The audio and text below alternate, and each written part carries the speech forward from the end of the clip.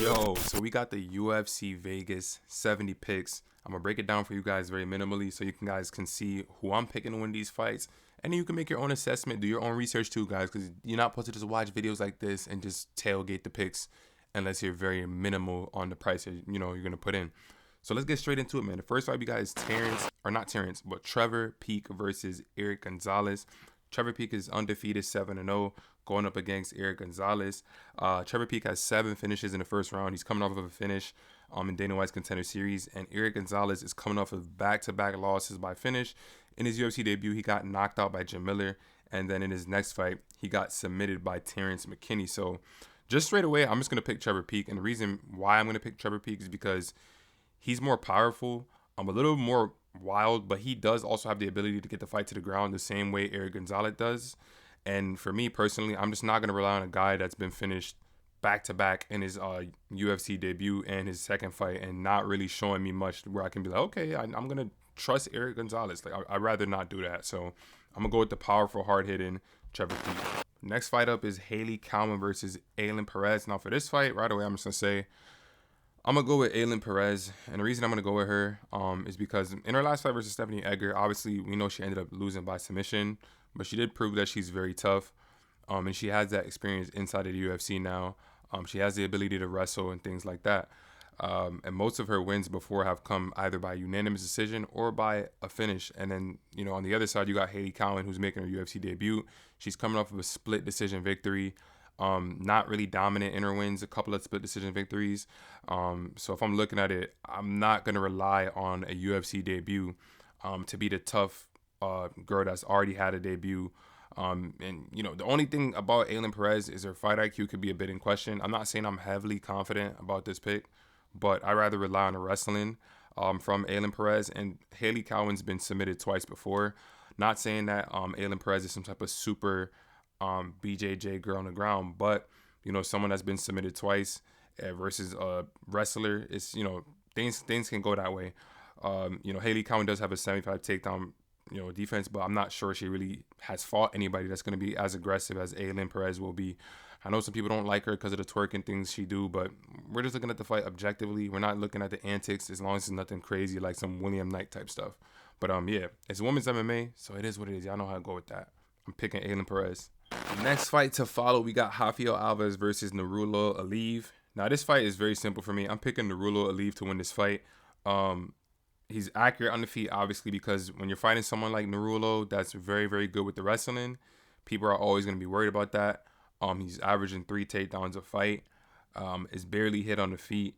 And Rafael Alves has a 60% takedown defense. So it's pretty simple for me to pick Nurullo Aliyev. Also, Rafael Alves has been submitted 6 times and knocked out 4 times in his 11 losses. So 10 of his losses have come by finish.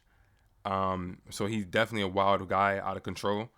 And even though Nurullo Aliyev doesn't have a submission victory to his name yet, I would say that's more so because of the fact he more so goes for position over submission. Like, he's not going to throw himself out of position to get a submission. So he's going to be able to rack up some control time and ultimately get the finish. Either he's getting the submission or he's getting decision. 100% in my mind.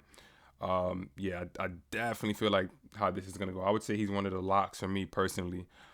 Is Rafael Alves dangerous? Yeah, but with a guy that's safe like Nurullo with the wrestling, I'm just gonna go with that. And it's not like a situation with Mr. Escobar from the last card where he had a 3-year layoff going up a weight class.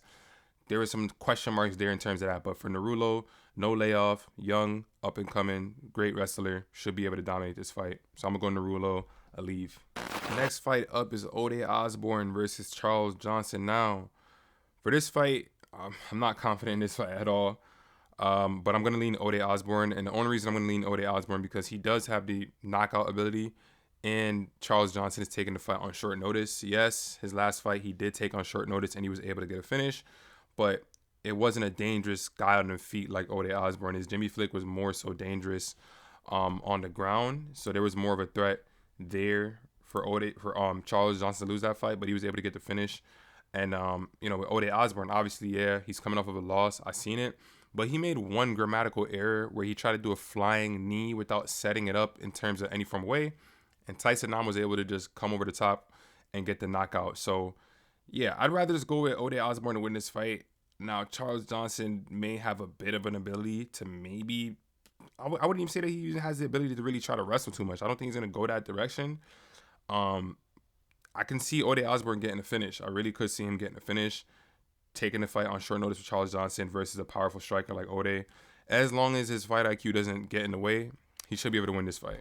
Next fight up, we got Joe Solecki versus Carl Deaton III. Now, Carl Deaton is taking this fight on short notice, and this is his UFC debut. So I think anyone with common sense knows more times than not that person's probably gonna lose the fight. Now, in terms of their fight styles, Joe Solecki is great on the ground, has a lot of submissions, about 7. Carl Deaton the third also has a lot of submissions at about 9. The difference is Joe Solecki has never been submitted before. Carl Deaton has. Not saying that just because he hasn't been submitted before that he can't lose, but the fact that Joe Solecki was already preparing for a fight and Carl Deaton's taking this fight on short notice, making his UFC debut, going against a much more accurate striker, safer on the feet, the ability to control the fight on the ground, it can make things weird. Now, I'm not, Joe Solecki doesn't have a great takedown defense, is 50%, so things could get a bit weird. But, if anyone's leaning towards Carl Deaton the third, it's probably to just get lucky. So, yeah, Joe Solecki should be able to win this fight. Following up after that will be Jordan Levitt versus Victor Martinez. Now, this fight for me is pretty simple. Jordan Levitt is super safe on the feet.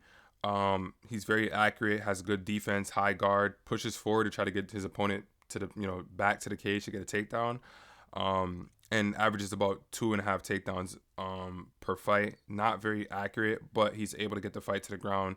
And if he can at least once, he's very, very dangerous.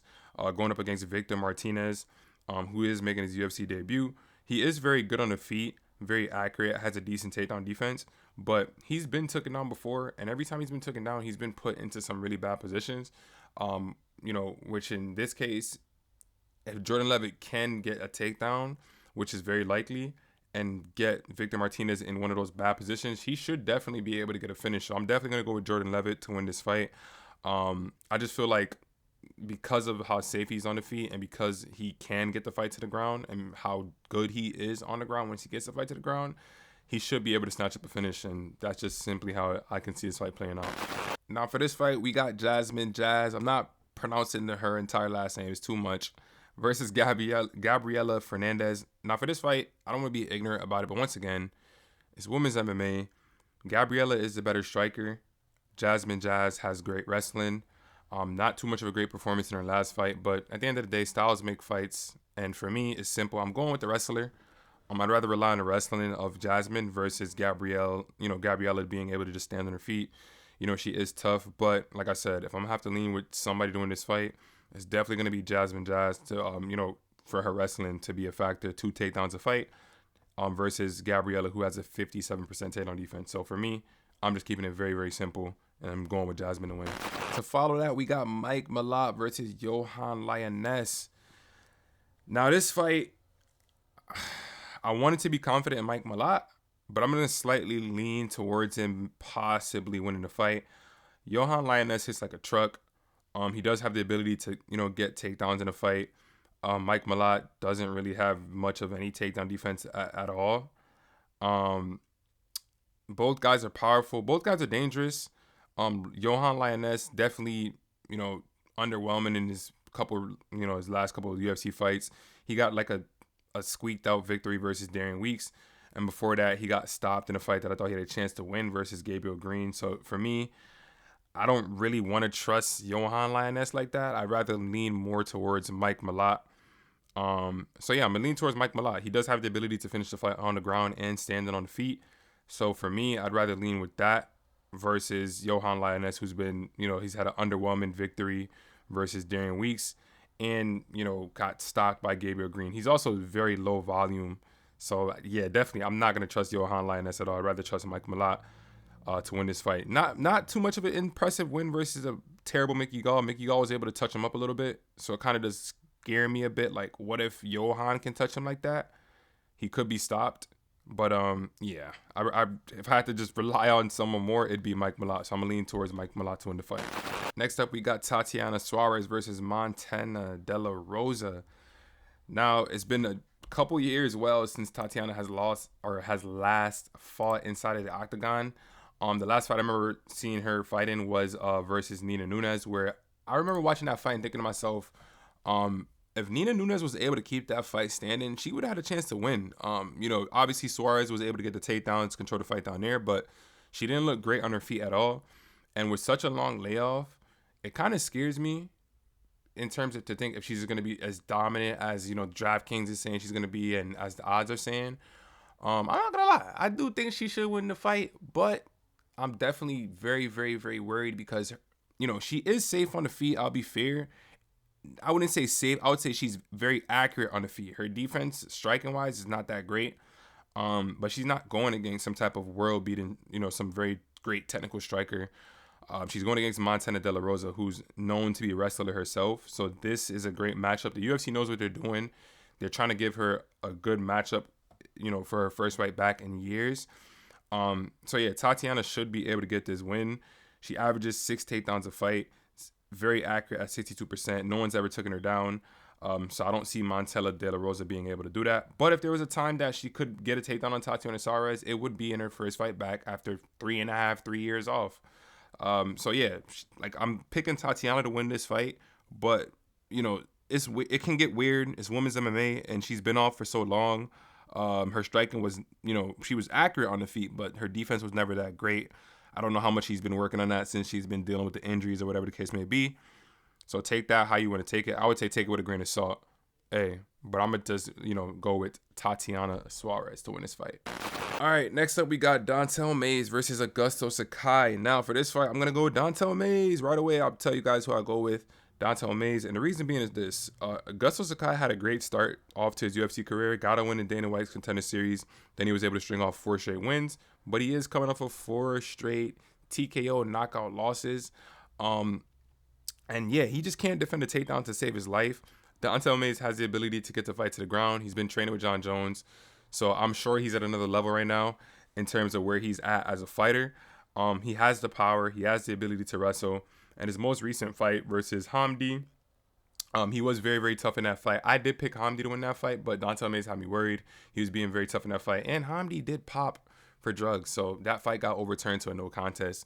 So you got one guy on a 4-fight losing streak that can't defend a takedown to save his life, hasn't got a win in 3 years, and has looked horrible in his last 4 fights versus a guy like Don'Tale Mayes, who looked very tough in his last fight, was going against a person that was on drugs, and has been training with Jon Jones.